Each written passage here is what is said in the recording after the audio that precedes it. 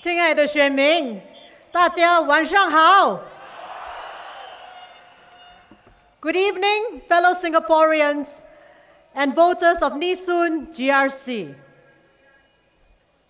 Lately, the PAP has been nicer to the people. It has finally remembered the pioneer generation who built Singapore. It has decided to invest in more hospitals. It has bought more buses. Does this mean that you should now vote for the PAP? Tonight, I want to convince you why you should not vote for the PAP. The PAP finds opposition MPs troublesome. After the last general election, Singapore had 9 opposition MPs, 6 elected from the Workers' Party, and 3 non-constituency MPs.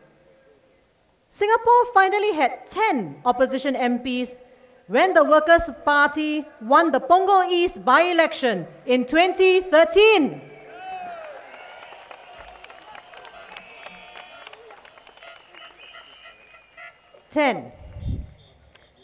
Some of you may recall that 9 years ago, during the 2006 general election, Prime Minister Lee Hsien Loong revealed his true feelings about the numbers of opposition MPs he prefers, and I quote him, "Right now, we have Lau Tia Kiang, Chiam Si Tong, Steve Chia. We can deal with them. Suppose you had 10, 15, 20 opposition members in Parliament. Instead of spending my time thinking what is the right policy for Singapore, I'm going to spend all my time thinking what's the right way to fix them, to buy my supporters' votes."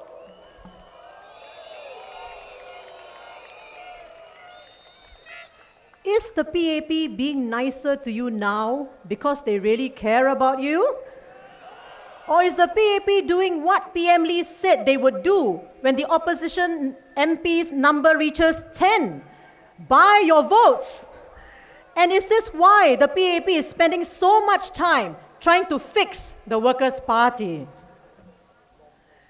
If you give the PAP a strong vote, the PAP leaders will claim that they have the clear mandate of the people. They will treat you badly, like in the bad old days. The PAP also has MPs. Can they check the government? What can the PAP MPs do to stop the government from carrying out a policy that the people don't support? Nothing. The PAP backbenchers can speak and criticize, but they cannot vote against the party. In 2013, Singaporeans expressed so much unhappiness over the population white paper to have 6.9 million people living in Singapore.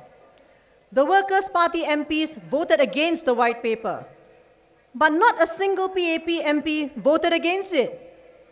Many speeches, but not one vote. A PAP MP may think that he roars like a tiger in Parliament, but when it comes to a vote, the PAP MP is the real mouse in the house, a little white mouse.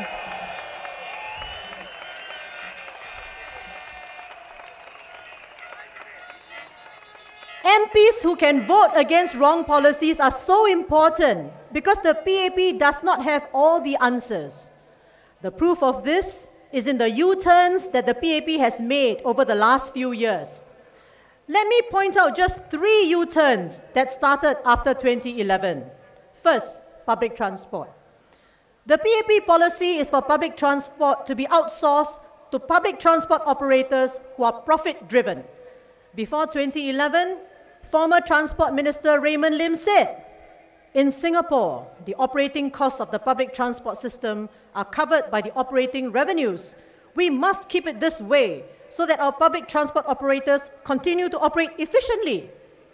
But commuters knew that the system was not working efficiently. Due to the population explosion, buses were overcrowded and unable to cope with demand. Poor public transport caused the PAP to lose votes at the last election. After 2011, a new transport minister acknowledged that if the PTOs were left on their own, they would not purchase the required number of buses fast enough to cope with the demand. The PAP then made a U-turn with the BSEP, or Bus Services Enhancement Program, by injecting $1.1 billion of public funds to purchase 1,000 government-owned buses. After this election, we hope we will have a transport minister.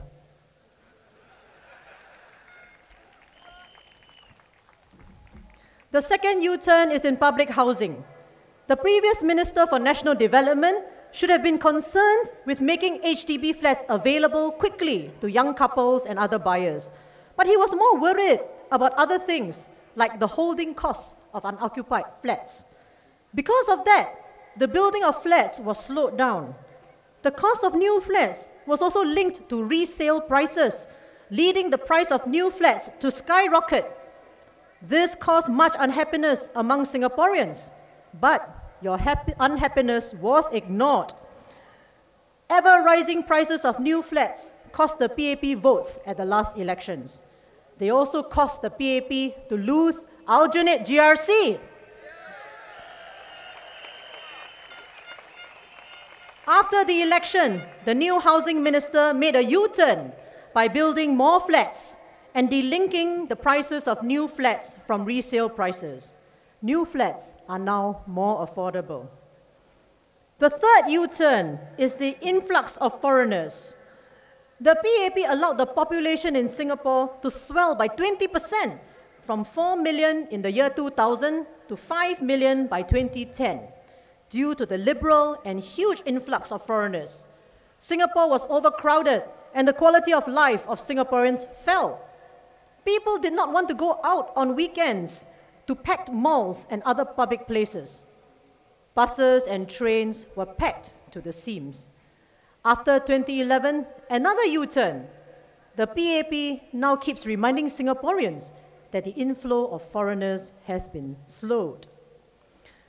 The PAP has been trying during this election to convince you that many changes we see around us started before 2011.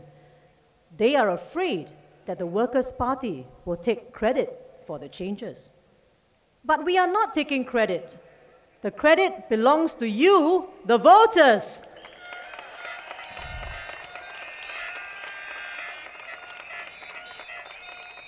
Your votes allowed the Workers' Party to win a GRC. Your votes forced the PAP to wake up and do something about some of their big mistakes in policy and planning.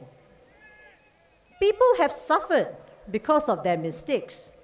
Yet, the PAP spends their time attacking the Workers' Party when they should focus on apologizing to you.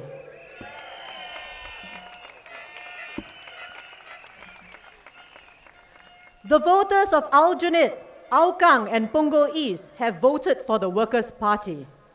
We ask for the votes of Nee Soon residents. You must do this for the sake of your future. Keep up the pressure on the PAP. Make the PAP work harder.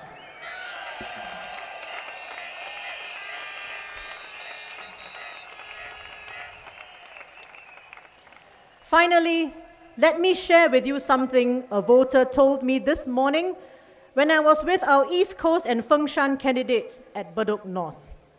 The voter, Mr. Tan, said, "If you ask me whether I prefer the blue sky or the white clouds, I will vote for the blue sky.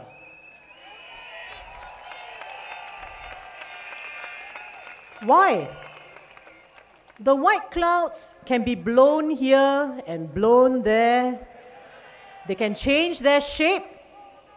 White clouds can turn gray and even black. But the blue sky will always be there."